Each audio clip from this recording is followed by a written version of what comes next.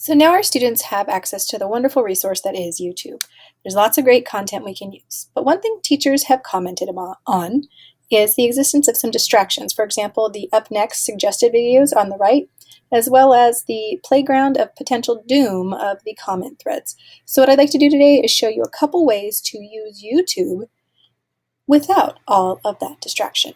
The first resource I'm going to share is going to be a website called ViewPure. To clean up a video with ViewPure, what I do is I take the URL or the address for that YouTube video and I just copy it. I go over to ViewPure and I paste it down. When I purify the video using ViewPure, the view the students see, it doesn't have all this distraction on the right, on the bottom. It's quite a nice resource for doing that.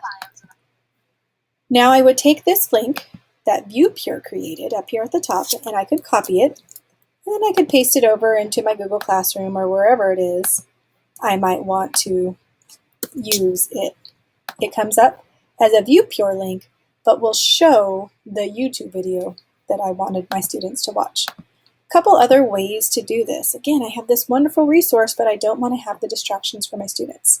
One thing that's working well is embedding videos into Google Forms.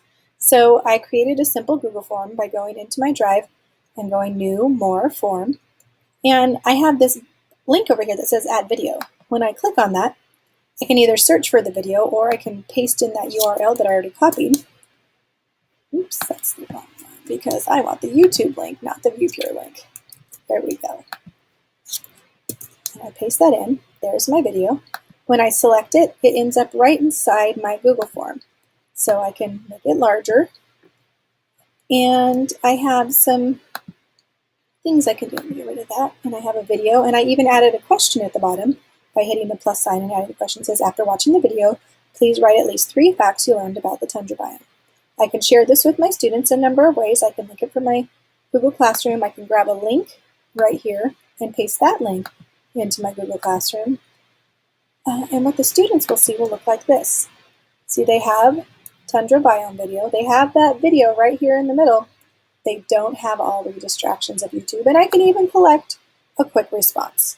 The last way I've seen some teachers using YouTube videos in a kind of cleaner way is, I'll show this example of a first grade project where the teachers created a little bit of activity things they can share in Google Classroom, drag and drop activity, but at the end, this video is embedded right into the slide. So when the students are going through the slideshow, they can play the video right there in the Google presentation that has been shared with them in Google Classroom. And they never have to leave Google presentations or Google Slides. They watch it right there. They're never going to YouTube where we have all of those distractions. So hopefully that gives you a few options on how to use YouTube a little bit more effectively with your students.